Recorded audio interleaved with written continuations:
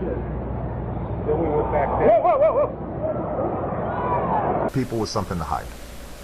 In today's program, I will put the spotlight on an act that was enacted in the year of 1871 on February 21st. The Congress passes an act to provide a government for the District of Columbia, also known as the Act of 1871. What I am about to share with you today is a premise for all the things that are happening here today in the year 2012. When you fully understand the ramifications of the past, you will then fully understand the ramifications of the present, and you will know how to change the future. And here is where our story begins. With no constitutional authority to do so, Congress creates a separate form of government for the District of Columbia, a 10-mile square parcel of land. The act was passed when the country was weakened and financially depleted in the aftermath of the Civil War. It was at that time a strategic move by foreign interest international bankers who were intent upon gaining a stranglehold on the coffers and neck of America. Congress cut a deal with the international bankers, specifically the Rothschilds of London, to incur a debt to said bankers. Because the bankers were not about to lend money to a floundering nation without serious stipulations, they devised a way to get their foot in the door of the United States. The Act of 1871 formed a corporation called the United States, all in capital letters. The corporation, owned by foreign interest, moved in and shoved the original Constitution into a dustbin.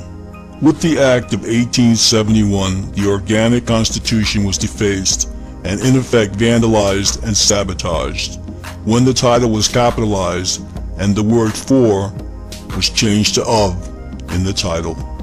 The Constitution of the United States of America is the Constitution of the Incorporated United States of America in all capital letters.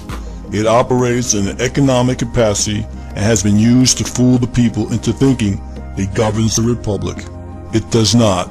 Capitalization is not insignificant when one is referring to a legal document. This seemingly minor alteration has had a major impact on every subsequent generation of Americans. What Congress did by passing the Act of 1871 was create an entirely new document, a constitution for the government of the District of Columbia, an incorporated government. This newly altered constitution was not intended to benefit the Republic.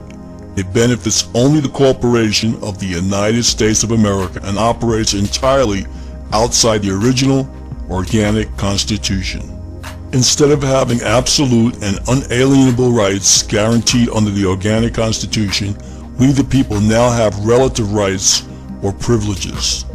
One example is the sovereign's right to travel, which has now been transformed under corporate government policy into a privilege that requires citizens to be licensed. An example would be passports. By passing the Act of 1871, Congress committed treason against the people who were sovereign under the grants and decrees of the Declaration of Independence and the Organic Constitution. The Act of 1871 became the foundation of all the treason since committed by government officials. The United States isn't a country, it's a corporation. In preparation for stealing America, the puppets of Britain's banking cabal had already created a second government, a shadow government designed to manage what the common herd believed was a democracy, but what was really was an incorporated United States.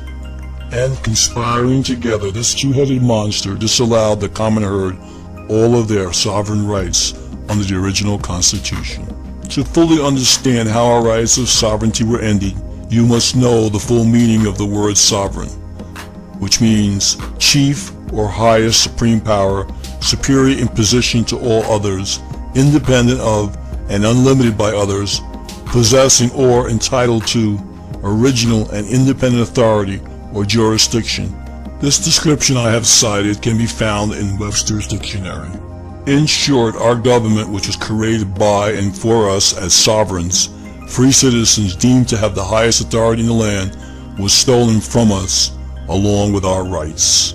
It is important to keep in mind here that according to the original Constitution, only we the people are sovereign. The government is not sovereign.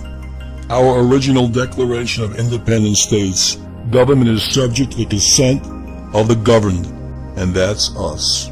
It doesn't take a constitutional historian to figure out that the United States government has not been subject to the consent of the governed since long before you and I were born. Rather, the governed are subject to the whim and greed of the corporation, which has stretched its tentacles beyond the 10-mile square parcel of land known as the District of Columbia. In fact, it has invaded every state of the Republic.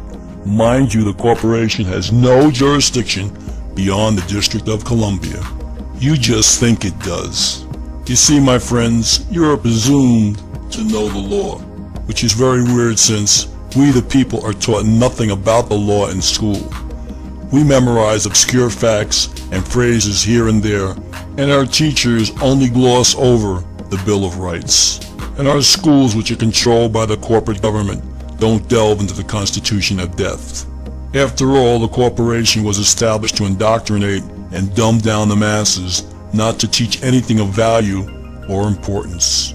And certainly no one ever mentioned that America was sold out to foreign interests, and that we were beneficiaries of the debt incurred by Congress, or that we were in debt to the international bankers.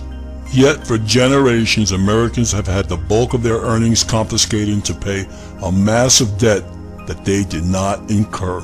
There has been an endless stream of things the people were not told, and now that you are being told, how do you feel about being made the recipient of a debt without your knowledge or consent? After the passage of the Act of 1871, Congress set a series of subtle and overt deceptions into motion, deceptions in the form of decisions that were meant to sell us down the river. And over time, the Republic took it on the chin until it was knocked down and counted out by a TKO. With the surrender of the people's gold in 1933, the common herd was handed over to illegitimate law. And I'll bet you weren't taught that in school. And now the final snapshot. Our corporate form of governance is based on Roman civil law and admiralty or maritime law, which is also known as the divine right of kings and the law of the seas, another fact of American history not taught in our schools. And here's another wake-up call for you. Roman civil law was fully established in the 13 colonies before our nation began, and then became managed by private international law. In other words, the government created for the District of Columbia via the Act of 1871 operates solely under private international law, not common law, which was the foundation of our constitutional republic. And it is this fact that has impacted all Americans in concrete ways. For instance, although private international law is technically only applicable within the District of Columbia and not in the other states of the Union, the arms of the corporation of the United States are called departments. As an example, the Justice Department, the Treasury Department, and those departments affect everyone, no matter where and what state that you live. Guess what? Each department belongs to the corporation, to the all capital letter United States. I now pose the question, how do you feel that you know that you are now being ruled by a corporation?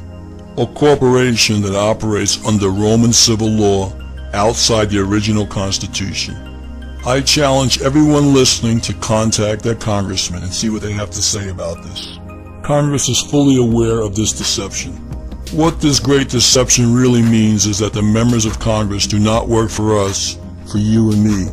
They work for the corporation, for the all capital letter United States. Is it any wonder why we can't get Congress to do anything on our behalf or meet our demands or answer our questions? And here's the bottom line. Technically, legally, or any other way you want to look at this matter, the corporate government of the all capital of the United States has no jurisdiction or authority in any state of the Union, the Republic, beyond the District of Columbia. Let that tidbit sink in, then ask yourself, could this deception have occurred without full knowledge and complicity of the Congress? Do you think it happened by accident? And if you do, you're deceiving yourself. There are no accidents and there are no coincidences. Face the facts and confront the truth. Remember, you are presumed to know the law, They know you don't know the law, and, for that matter, your history. Why? Because no concerted effort was ever made to teach you, or otherwise, or inform you. As a sovereign, you are entitled to full disclosure of all facts. As a slave, you are entitled to nothing other than what the corporation decides to give you. Remember also that ignorance of the law is no excuse. It's your responsibility and obligation to learn the law and know how it applies to you.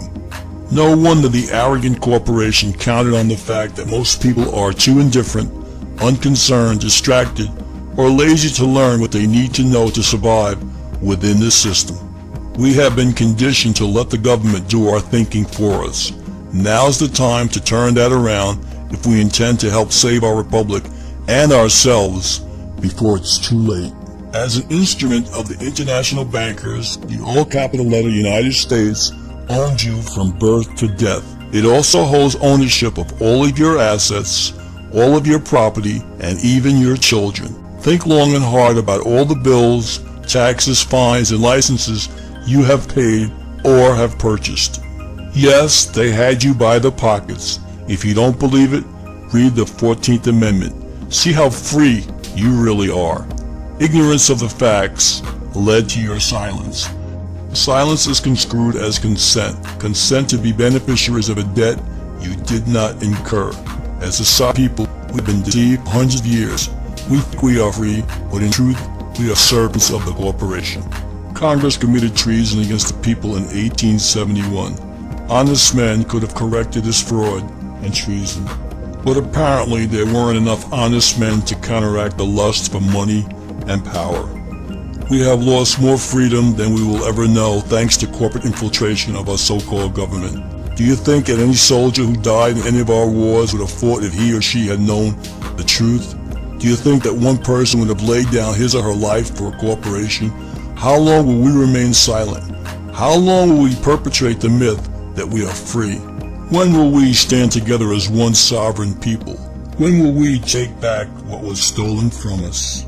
And in closing, I would like to ask the final question. If the people of America had known to what extent their trust was betrayed, how long would it have taken for a real revolution to occur? What we need now is a revolution in thought. We need to change our thinking. Then we can change our world. All children deserve their rightful legacy, the liberty our ancestors fought to preserve, the legacy of a sovereign and fully free people. If we do not learn from the past, we'll be doomed to repeat it. I'd like to thank everyone for watching The Act of 1871.